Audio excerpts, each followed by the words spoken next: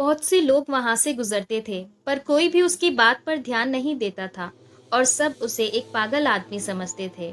एक दिन एक युवक वहां से गुजरा और उसने उस साधु की आवाज सुनी, जो चाहोगे सो पाओगे, जो चाहोगे सो पाओगे। और आवाज सुनते ही उसके पास चला गया।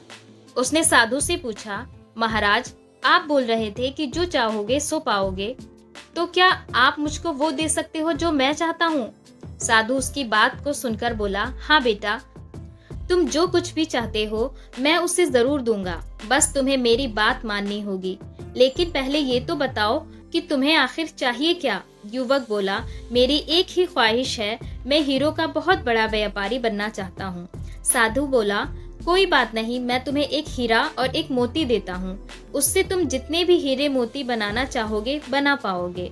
और ऐसा कहते हुए साधु ने अपना हाथ आदमी की हथेली पर रखते हुए कहा, पुत्र, मैं तुम्हें दुनिया का सबसे अनमोल हीरा दे रहा हूँ।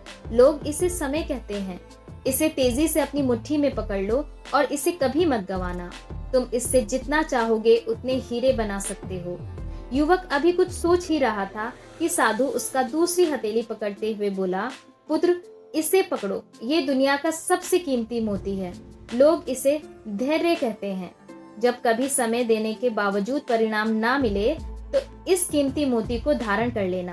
याद रखना, जिसके पास ये मोती है वह दुनिया में कुछ भी प्राप्त कर सकता है। युवक गंभीरता से साधु की बातों पर विचार करता है और निश्चय करता है कि आज से वह कभी अपना समय बर्बाद नहीं करेगा और हमेशा धैर्य से काम लेगा। और ऐसा सोचकर वह हीरो के एक बहुत बड़े व्यापारी के यहाँ काम शुरू करता है और अपनी मेहनत और ईमानदारी के बल पर एक दिन खुद भी हीरो का बहुत बड़ा व्यापारी बनता है। दोस्तों, समय और धैर्य वह दो हीरे मोती हैं जिनके बल पर हम बड़े से बड़ा लक्ष्य प्राप्त कर सकते हैं।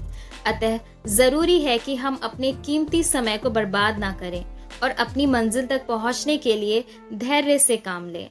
धन्यवाद।